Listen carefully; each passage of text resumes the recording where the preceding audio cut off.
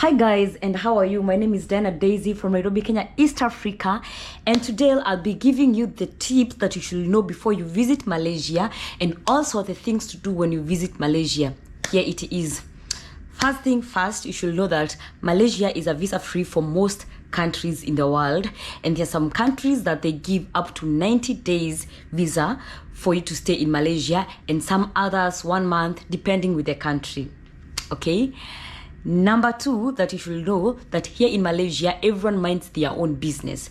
So if you're coming expecting some help from people, that is very wrong from you. Until you reach out for help from people, that is when people will come for help. So I'll advise, if you're a content creator and you're planning to visit Malaysia, at least have leads or try and DM some people who are doing well here as content creators, the ones who are known, so that you can connect with them. Or if you're coming here, have someone who can host you, someone who can talk to you, someone that you can relate with, someone that you have been planning with them, so that they can get to show you around Malaysia, or else you will suffer it yourself.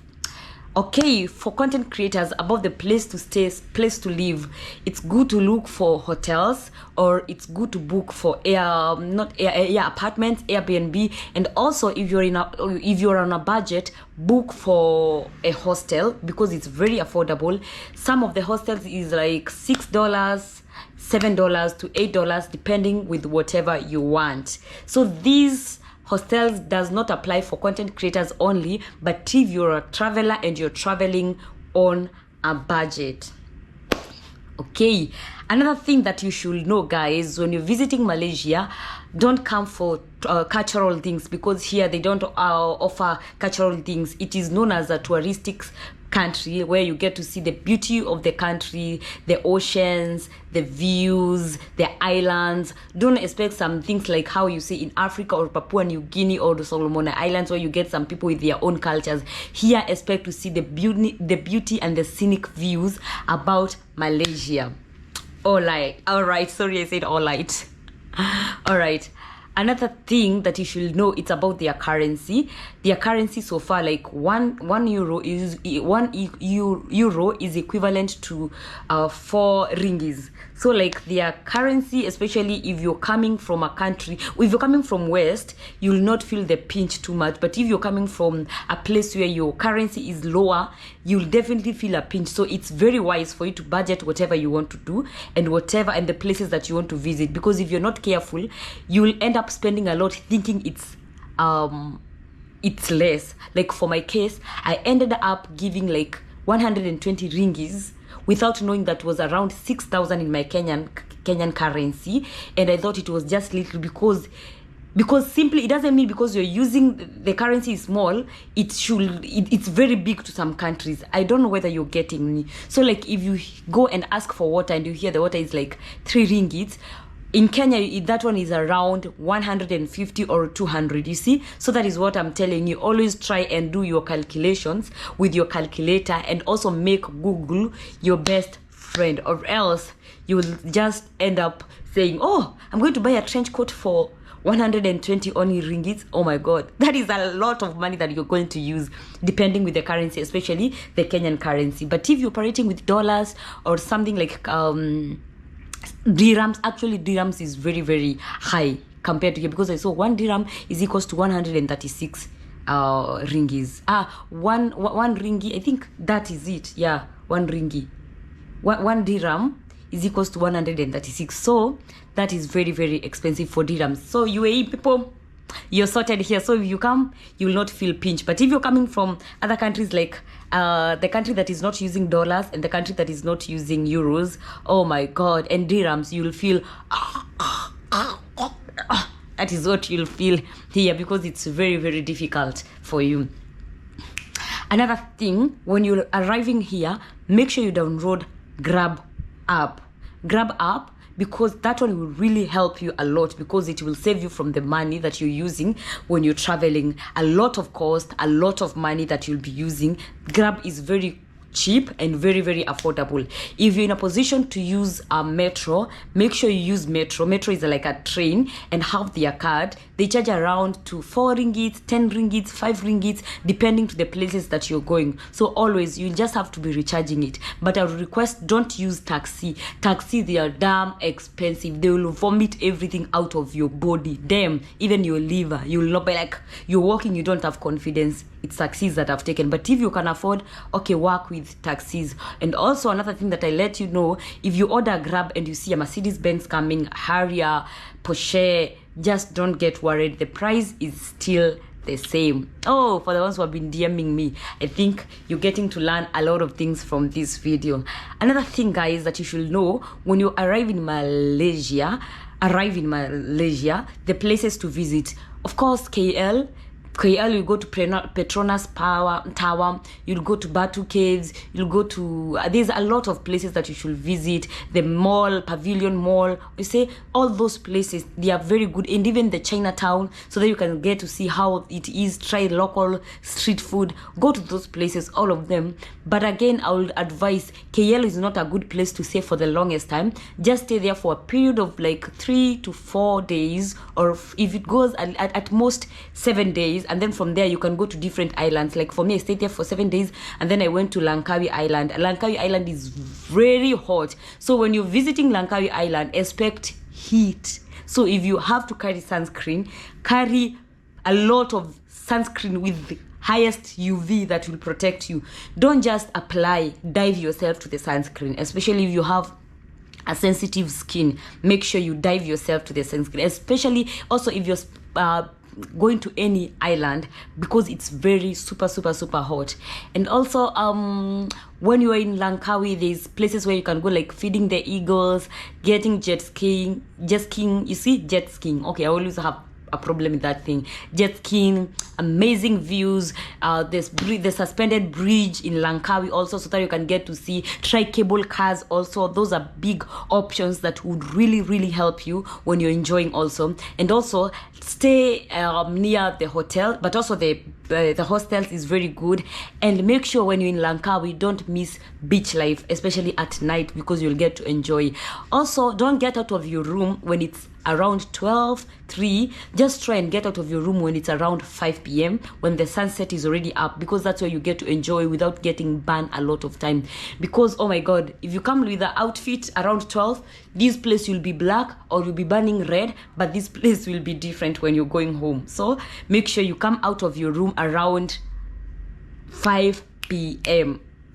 You get it, guys? I hope I'm helping someone. Let's go to Penang, a place called Penang. When you go to Penang, make sure you visit these old, Penang is like an old city. Go to these old places. Like you'll see some photos, people trying to, with a bike, go to a place called Jetty. Is it Jetty Mall or Jetty something? It's Jetty. I have forgotten. It's a street food place also. Every time you're in Malaysia, make sure you try their street food. But also you should know that if you're not careful in Malaysia, especially Penang, be careful, especially if you're visiting China place. If you don't eat seafood and you don't eat pork, availability of pork is very high. So if you're visiting this place, always learn to ask them, is this pork meat or is this something that is, yeah, you get it? Always ask questions, because you might end up getting served pork and you don't eat pork. For my case, I don't eat pork, but for them that eating pork, then you're in the best place, because they marinate it very well. Oh, I don't know what's wrong with here. I don't know what's really wrong. So another thing, try ferry. And if you're planning to go back to KL, a place where you're booking the transport go back to KL, it's literally, you have to book a ferry so that you can go to the other side, from Georgetown to the other side of Penang, so that you can book your ticket from there. And every time, I'm telling you, when you're operating in the car place of like ferry, you're booking trains, don't go with cash. Always carry your card, because they are using card or to go e-wallet. You see, to go e-wallet, that is what they use. So make sure you're having some cash with you inside your card. I don't know whether I'm making sense. Yeah. Make sure you're doing that. Another thing, when you're trying flights, I will also recommend Air Asia, because it's very cheap. Like for me, you see, from Langkawi to Penang, I used $16 only. That is around 1,600 in my country, and that is around 15 euros or 14 euros. Yeah. And for dirhams, it's like 6 dirhams, I think, something like that. So always try and use Air Asia. I would recommend it. It's one of the best and very, very affordable. Very affordable. So it will not give punchline to your pocket. Are you getting it? Yeah. Another thing, always try nightlife. Always try nightlife, especially in KL. You get a lot of people enjoying themselves. A lot of people. There is when you get to see people in a different way. People will start saying hi. People will do. But don't forget that everyone minds their own business here in Malaysia. And like how I was in Nepal, it's very, very different. And from whatever I can say, if I'm comparing other countries with Nepal, with here Malaysia, what I will say about Malaysia is very beautiful. The scenic views are very beautiful, but when it comes to friendly and the people and hospitality, it's totally different. I will give them out of 10, I will give them 2. I'll give them not even 2, I'll give them 1 out of 10. I'll give them 1. They are not accommodative, they are not hospitable. I don't know, it's because everyone is minding their own business, but they are not hospitable people. They're just like, okay, you go, yeah, you see. But unlike a place like Nepal will be like, oh, how are you okay, are you lost? Someone will help you. Even sometimes you ask someone on the road, hey, I'm lost, can I go, show me this way? They'll leave and tell you, go here, stand here. Malaysia, use left, right, go there, like this and this. You see, that is kind of different. But when it comes to scenic views, out of 10, I'll give them 9 out of 10. The rest of 1, don't ask me why. It's because I have not traveled to every place, and I would love to see how other places also look like. But definitely from how it looks like, it is 9 out of 10. That is what I'll say. The malls, everything, it's very, very, very good. Someone was asking me, Diana, with 800 euros, can I survive there? Yes, you can survive, but if you are on a budget, don't do taxis, don't do a lot of things that are like, don't go live in a hotel that is charging you 220 ringgis per night. Don't go do that, but go in affordable places. Just live in affordability, okay? That is what I will advise. But if you want to live in a luxurious life, you can always do that. Always opt to revisit different places. I think that is what I have to say about Malaysia. And would I want to come back in Malaysia? Yes, but not soon. Maybe after 5 years, 10 years. Maybe it's a good place to run a tour company, but it's not a good place to it's like I feeling like it's like I'm in America. I don't know why. I don't know. Anyway, I really don't know why, because everyone is minding their business. But I don't think I would love to come in Malaysia very soon. I don't really think so. I would love to come in Malaysia very soon. Yeah. But it's very beautiful though. What else? I think that is what I have noticed, and that is what I have learned so far. It's good always to try good things and good places also. But for tour people, it's a good place. You just come. But for me, nah. No, I'm not coming back again very soon. Maybe in future, maybe for honeymoon, baby moon. Yeah, up time when I'm just coming focused on the hotel and not content creation. That will be very, very good when I'm coming. But for content creation, it's not a place for me. And if you're a content creator and you're looking for cultural videos, Malaysia is not a place for you. Please don't even dare come here. Go to other countries that has culture. But for Malaysia, it's not a country for content creation. Okay? You get it. Sorry if I have complained. Sorry if I have done it like you feel like, oh, I was just giving my opinion, not according to everyone's opinion, but that is according to my own opinion. Anyway, I love Malaysians.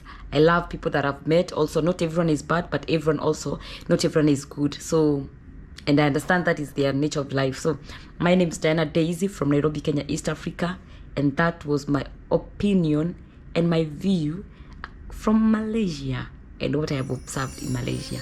Bye.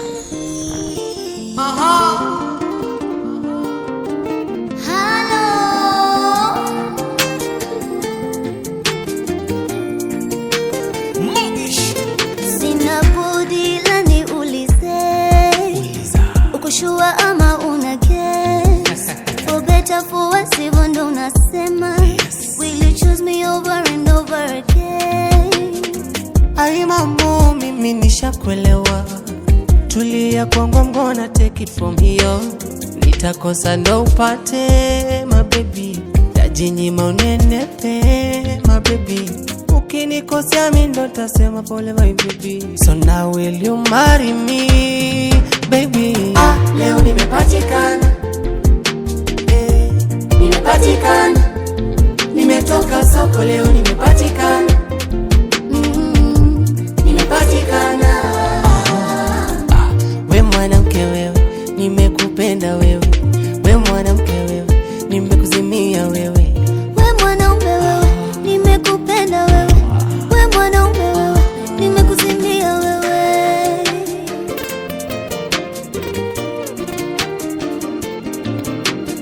Sitojibizana na wewe mpenzi wangu, nitajitolea kukuheshimu. Sitobishana na wewe mpenzi wangu, tajitolea kukuheshimu. Sitojibizana na wewe mpenzi wangu, nitajitolea kukuheshimu.